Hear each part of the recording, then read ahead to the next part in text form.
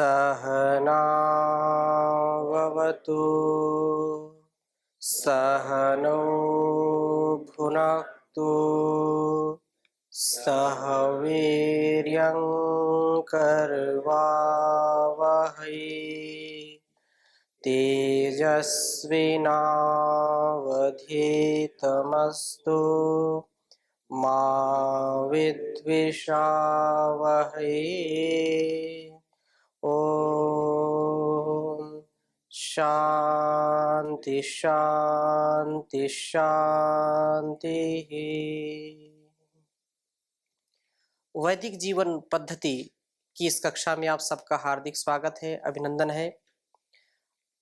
यज्ञ का विषय चल रहा है और यज्ञ की महिमा, यज्ञ का बखान हम यजुर्वेद के 18वें अध्याय के कुछ मंत्रों को यहाँ पर हमने देखा था, स्वाध्याय किया था, जिसमें विशेष रूप से यज्ञीय जो भावना है और यज्ञीय सारा ये अस्तित्व बन जाए, जिससे मैं हर प्रकार की सामर्थ्य का अधिकारी बन पाऊं, मेरे अंदर न्यूनता ना हो, ऐसी उत्कृष्ट भावना के साथ यहाँ पर हम मंत्रों का स्वाध्याय कर रहे थे।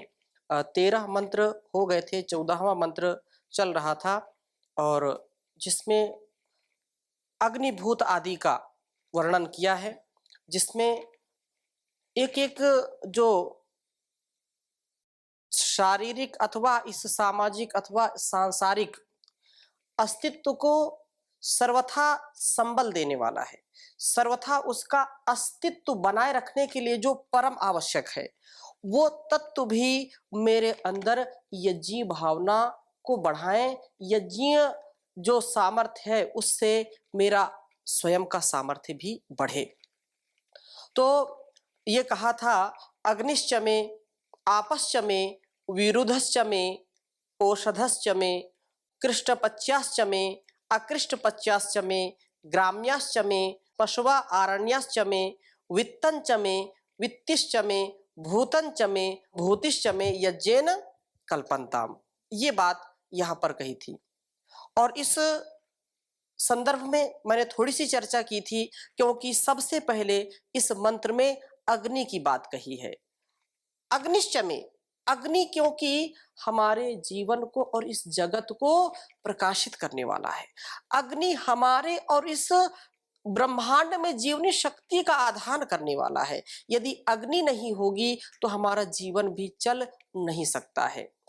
अग्नि पावक होती है, पावक उसका एक नाम है, वो पवित्र करने वाली होती है। अग्नि में कितना भी आप मलिन कोई भी धातु डाल दीजिए, वो धातु भी पिघला करके उसको पवित्र कर देता है, उसको स्वच्छ कर देता है। तथा अग्नि का गुण ये है कि वो कई जो भी इतनी सूक्ष्म वो स्वयं भी है और जो भी पदार्थ उसमें डालते हैं उसको वो कई गुना सूक्ष्म कर देती है। इसलिए अग्नि वही देवानाम मुखम कहा, अग्नि देवों का मुख है, इसमें जो भी हवि डालते हैं। तो आगे इस प्रसंग को और लेंगे। तो अग्निश्च में अर्थात जो अग्नि है, अग्नि तत्व मेरे लिए हो जिससे मेरा सामर्थ्य बढ़े। आपश्च में, मैं जल तत्व को अपने जो है जीवन में उतार सकूं, उसको अपनाने वाला हूं। तो अग्नि और आपहा, अग्निश्च में, आपश्च में, ये दो चीजें हैं। इसको समझने का प्रयास करिए कि हमारे जीवन में इनका संतुलन परम आवश्यक है। अग्नि का,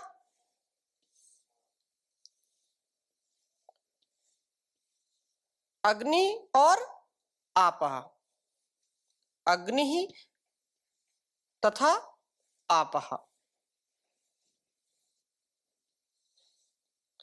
अग्नि ही आपः। निश्चित रूप से इस संदर्भ में हमको समझना चाहिए कि अग्नि प्रकाश का द्योतक है। अग्नि जो है हमारे अंदर सामर्थ्य को बढ़ाने वाला है, तेजस्विता को बढ़ाने वाला है। सारे जो दुर्गुण है, दुर्व्यसन है, उनको नष्ट करने वाला है, उनका भर्जन करने वाला है तथा हमको शुचिता पवित्रता से युक्त करने वाला है। इस पृथ्वी में भी यदि सूर्य का प्रकाश न पड़े, अग्नि तत्व ना हो तो ये भी बहुत ही हमारे लिए घातक हो सकती है। अतः परिपक्वता को बढ़ाने का कार्य कौन करता है? अग्नि करती है। अग्नि अग्रणी भवति, ये आगे ले जाने वाली होती है और हमको सतत ऊपर उठने का संदेश देने वाली होती है। अग्नि हम जलाते हैं तो अग्नि क्या करती है? ऊपर की ओर उठती है, ऊपर की ओर ही बढ़ती रहती है। तो हम इससे सीखें प्रतीकात्मक रूप में कि अग्नि हमको ऊपर उठने का संदेश देती है। हम कभी पतित ना हो, कभी गिरे नहीं, कभी पतन को प्राप्त ना हो, सदा उत्थान को प्राप्त होते रहें। और अग्नि कहते हैं कि जो जैसी वस्तु उसमें डालो अपने जैसा बना लेती है। लोहे के गोले को डालिए, वो अग्नि जब अग्नि के अंदर पड़ेगा तो अग्नि जैसा हो जाएगा। ऐसे ही हमारे अंदर ऐसे गुण होने चाहिए, सद्गुणों से युक्त हो, सदाचार से युक्त हो, पवित्रता और शुचिता से युक्त हो। जो भी हमारे संपर्क में आए वो हमारे जैसा बन जाए। जैसे अग्नि में कोई चीज डालते हैं तो अग्नि जैसी हो जाती है, अग्नि उसको अपना स्वरूप बना लेती है। ऐसे ही हमारा परम कर्तव्य है, परम उत्तरदायित्व है कि हम सद्गुणों से युक्त हो तथा दूसरों को भी वैसा बनाने का प्रयास करें। एक कहावत है, खरबूजा को देख करके खरबूजा रंग बदल देता है। आशा ये है कि जिसके अंदर सद्गुण है, सद्व्यवहार है, जो सदाचार का पालन करता है, वो वैसा ही देगा, वो उससे कुछ विपरीत नहीं दे सकता है। अतः अग्नि से हम ऊपर उठने की प्रेरणा लें, अग्नि से अपने को पवित्र करने की प्रेरणा लें और जो भी हमारे संपर्क में उनको भी पवित्र करें।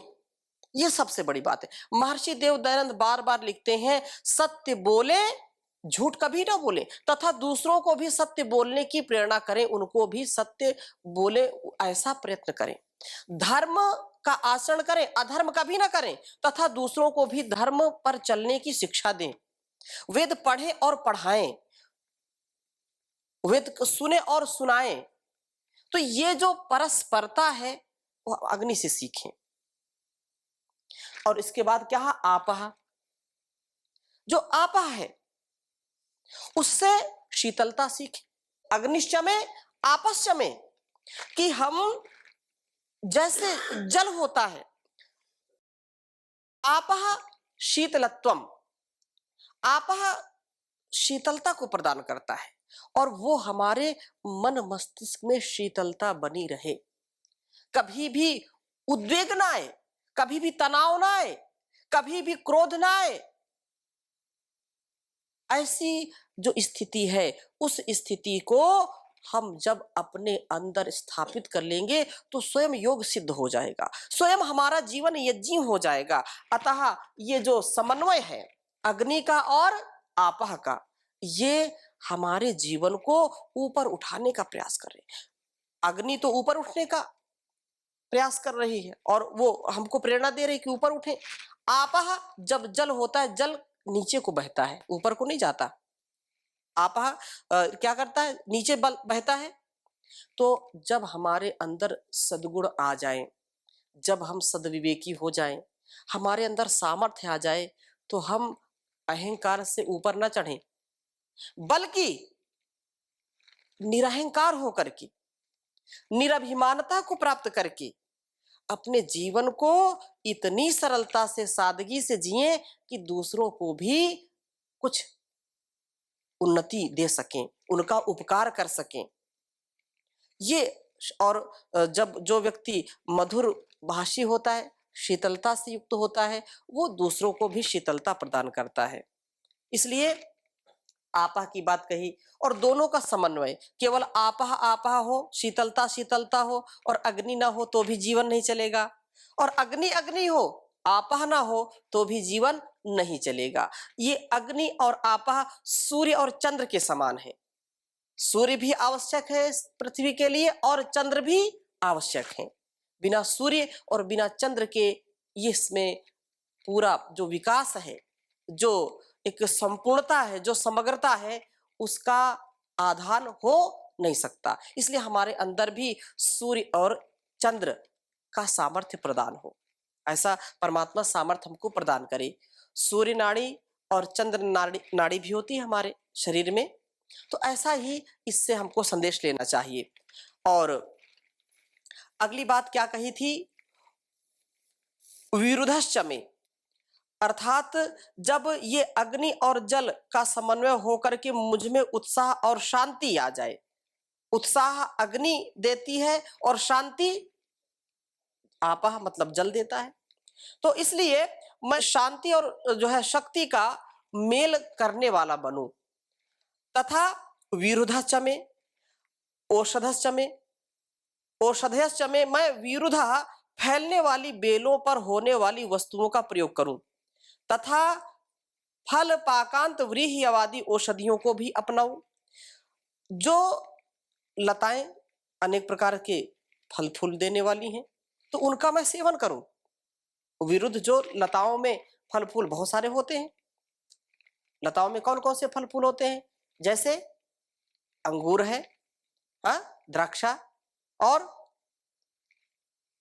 बताइए, खीरा है, तरबूज है, उर्वारुक है ना, ककड़ी, खीरा, ये सब क्या है? ये पुष्टिवर्धनम है, पुष्टि देने वाले हैं कि नहीं?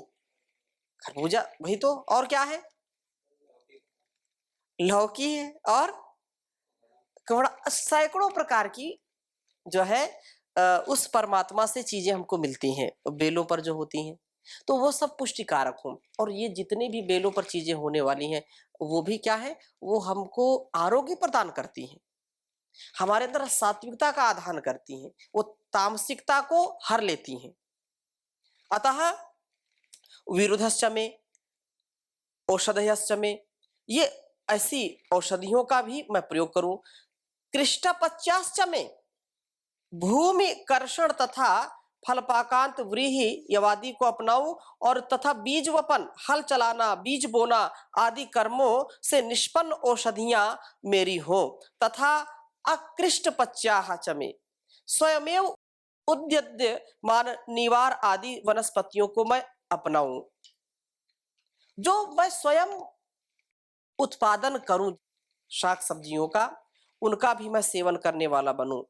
और इसके अतिरिक्त कहा ग्राम्याश्च में, जो ग्राम में है, अर्थात गौ, घोड़ा, बकरी, भेड़, गधा, ऊंट, ये ग्राम में पशु कहलाते हैं। ये कौन से पशु हैं? ग्राम में, जिनको हम पालते हैं, जो हमारे कार्य में जो विशेष गति देते हैं। तो ये जो है हाथी, घोड़ा, बैल आदि ये सब ग्राम में पशु हैं। घोड़ा, भैंस, बकरी, भेड़, गधा, ऊंट आदि। और आरण्याश्च में, दोनों बातें कही, एक तो ग्राम्याश्च में, आरण्याश्च में, जो अरण्य में होने वाले हाथी हैं, मृग हैं, गव्य, वो बंदर आदि भी मेरे उस कार्य को सिद्ध करने वाले हों। इन सबके द्वारा वित्तिश्च में, मैं जो भी बिना हानि पहुंचाए इनके द्वारा, चाहे गोपालन हो, चाहे भेड़ पालन हो, या अश्व आदि है, इनके द्वारा व्यापार आदि की सिद्धि होती है, इनके द्वारा धन की सिद्धि होती है।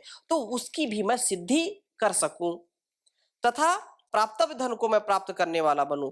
भूतंच में, भूतिश्च में, माता पिता से प्राप्त धन मेरा हो तथा स्वार्जित भूति ऐश्वर्य का मैं मालिक हूं। ये यज्ञेन कल्पन्ताम, ये जो है प्रभु संपर्क से मुझे शक्तिशाली बनाए। इस पृथ्वी पर होने वाले अग्नि, जल आदि तत्व, बेले, औषधियां ग्राम में व आरण्य भोजन तथा पशुधन मेरे लिए उपयोगी हो और सहायक हो। जो बात यहाँ पर कही कि भूतिच में और भूतंच में, भूतिश्च में, भूतंच में, भूतिश्च में, जो पैतृक संपत्ति है वो भी मिले और केवल उसी के चक्कर में मैं ना रहूं। भूतिश्च में मतलब माता पिता से जो मिला है वो तो मिलेगा ही, उसके साथ साथ मैं अपने ऐश्वर्य का स्वयं निर्माता हूं। अपने माता पिता से जो मिला है उसको तो यदि कोई कहता है कि नहीं ये तो मेरा है और वो पुरुषार्थ करना छोड़ दे तो वो उचित नहीं होगा। वो स्वयं पुरुषार्थ करे, स्वयं अपने जीवन में स्वउपार्जित धन का स्वामी बने।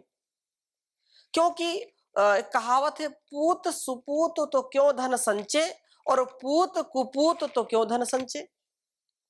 यदि पुत्र सुपूत है तो उसको माता पिता के लिए इतना गौरवशाली वो होता है, इतना उस पर गौरव होता है कि वो स्वयं अपने पैर पर खड़े होकर के अपने बाहुबल से, अपने पुरुषार्थ से, अपने बुद्धि विवेक से स्वयं धन उपार्जित करने वाला होता है, कुल वंश का नाम रोशन करने वाला होता है। तो माता पिता पूत सुपूत तो क्यों धन संचय, वो स्वयं कितनी भी गरीबी घर में हो, वो इतना धन कमाएगा, धर्म पूर्वक धन कमा करके घर को ही धन्य कर देगा, पूरे वंश को धन्य कर देगा।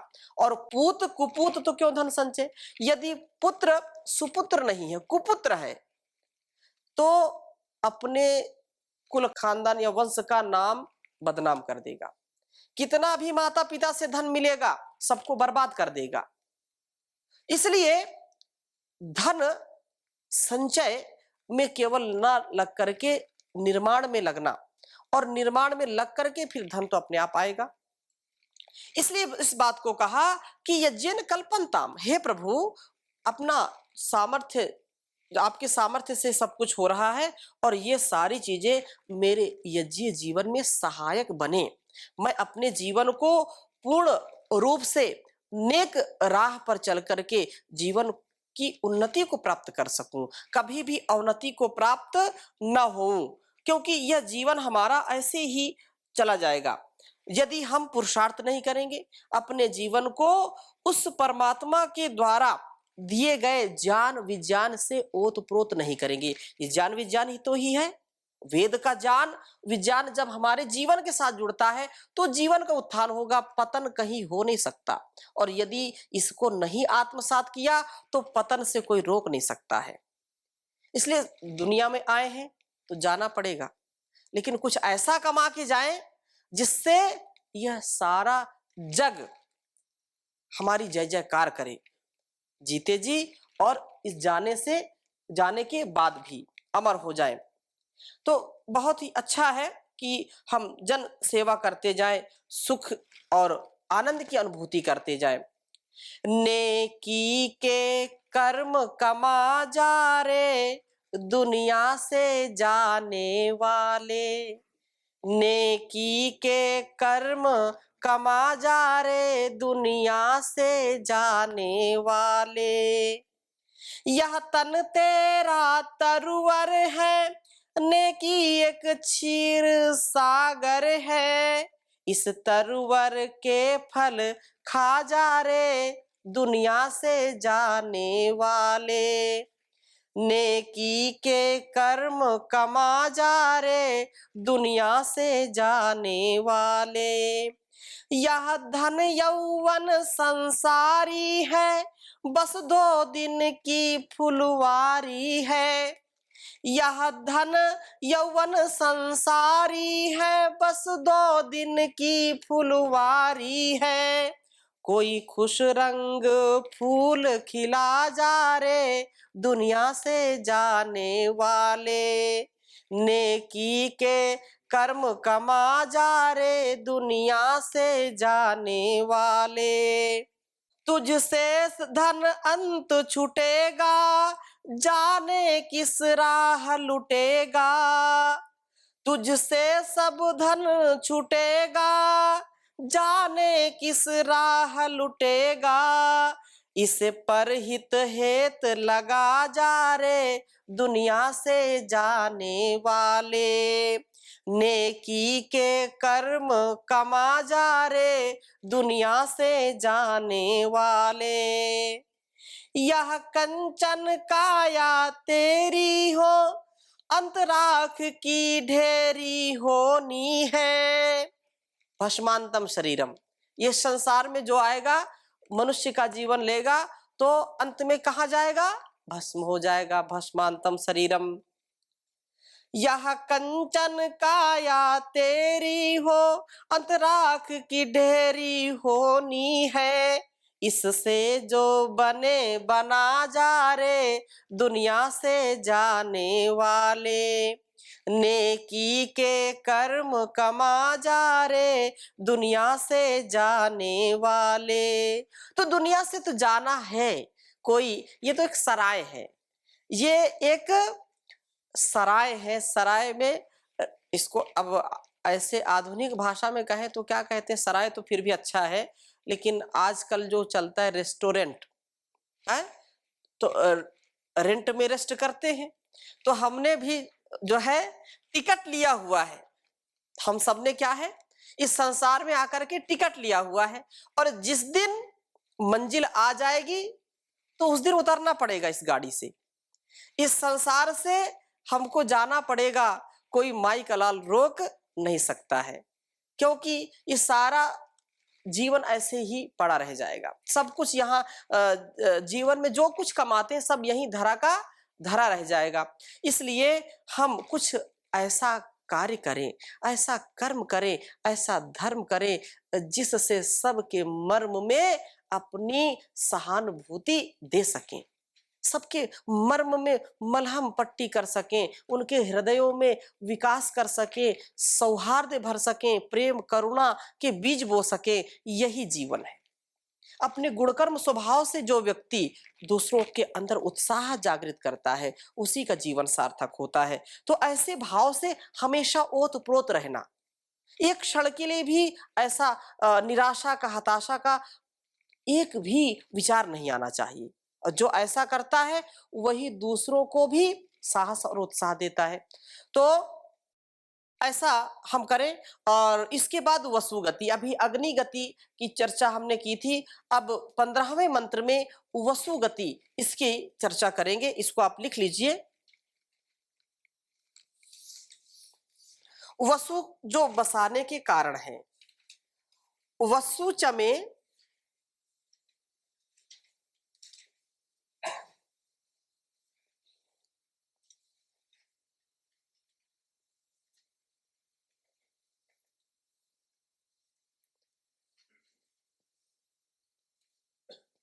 वसु चमे वसतिश्चमे।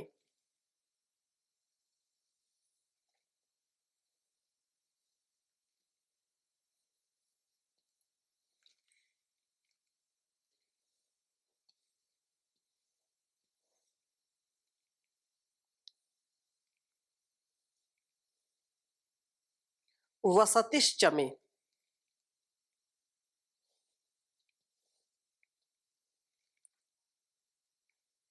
कर्मचमे,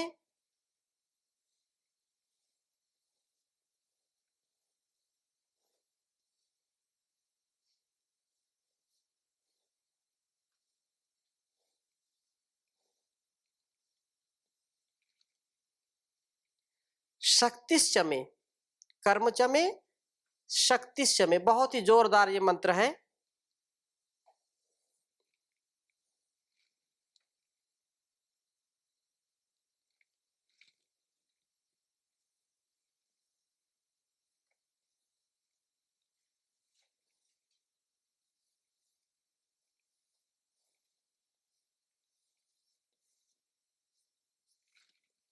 कर्मचमे, शक्तिश्चमे,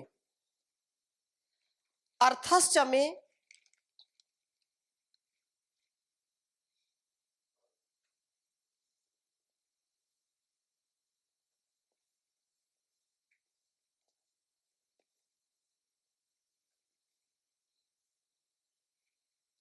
अर्थश्चम, चमा ऐसे मिल करके लिख सकते हैं,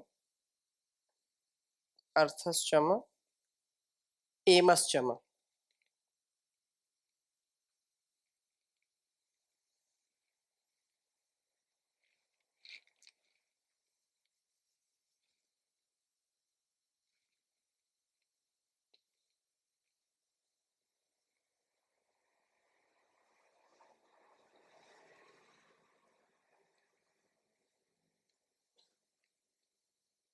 एमश्चमे, इत्याचमे, इत्याचमे।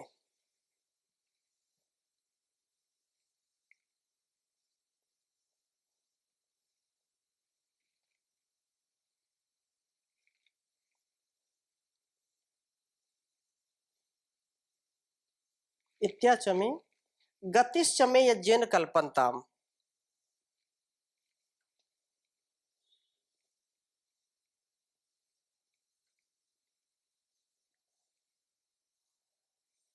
गतिश्चमे यज्ञेन कल्पन्ताम्।